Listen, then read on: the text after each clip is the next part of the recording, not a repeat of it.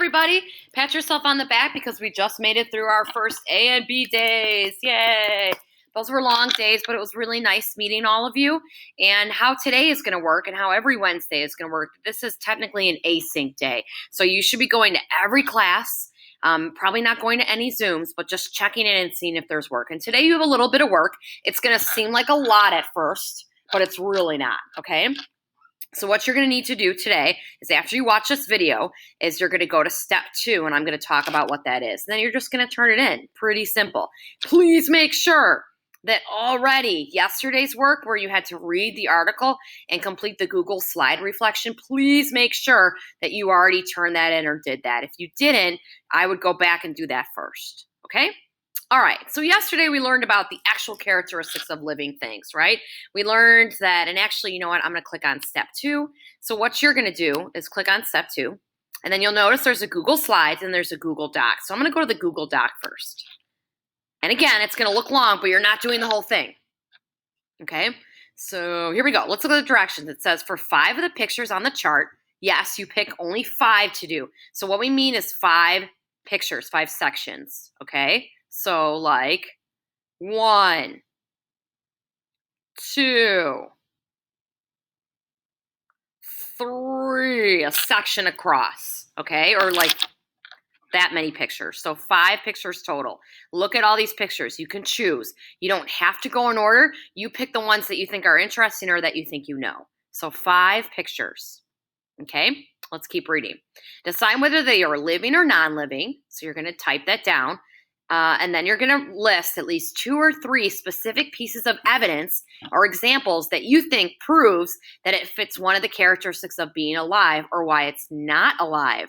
And a hint is to use the Google Slides. So if you go back, you can use these Google Slides to help you, okay? Or it said you can use the reading from yesterday, so what you learned from yesterday, or your own personal experience. So let's look at these really quick, okay?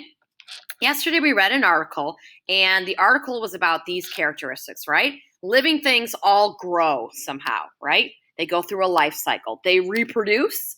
Reproduction means that they're making copies of themselves. So they're making the babies, okay? So that means that they have offspring, and those offspring have offspring in generations, right? They also move, or if they don't move much, like we think about plants, I don't really think about plants as moving, but do they respond to their environment? Yes. Plants, I don't know if you've ever noticed this, sometimes tilt towards the light, or sometimes when you look in your yard, you'll see plants or tree leaves kind of leaning towards the sunlight. They can respond to their environment and try to reach for more sun, even though we don't really see them like physically actually move. But if it moves or responds to an environment, it has to be alive, okay? They need energy. This could mean food. So they either eat food like we do or they make it like plants do. Sadly, they all go through a life cycle. So even though they grow and reproduce, they also all die and they all have cells. So to be alive, you have to fit all of these things, which is kind of tricky. So here's what you're going to do. You're going to pick 5 of these pictures, and I've already identified what they are for you, okay? And you're going to type in whether you think they're living or non-living. And then you're going to write down 2 to 3 examples of why you think they're living or non-living. And I want you to try to use these examples, these characteristics, okay? So I did an example for you. So the first one is a beautiful jellyfish, okay? So I typed that in for you. So you're either going to write living or non-living. Well, when I'm doing this, and this is actually the right answer, I'm going to say it's living, okay? And here are the examples I gave. I said, okay, well, I know that living things move. So I'm going to say it moves through the water like the picture shows. Okay, that's one part of the proof that says it's living. Also, they eat food like plankton. They reproduce and make new versions of themselves. And they can sadly die because I've seen dead ones on the beach. So do you see how I'm looking at the picture? I'm also including stuff that I know about them and maybe some personal experience.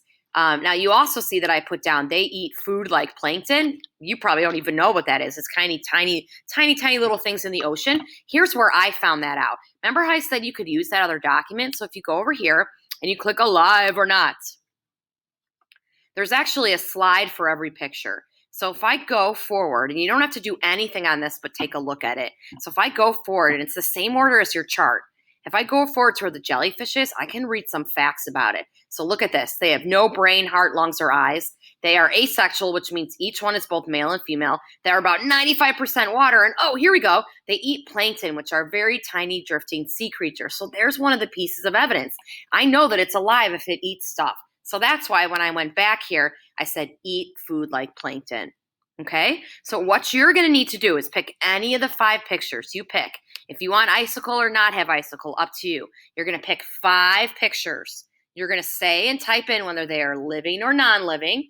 And then you're going to write 2 to 3 examples. So I know this icicle is living or not living because it grows or it doesn't grow. It needs food or it doesn't need food. They have cells or they don't have cells.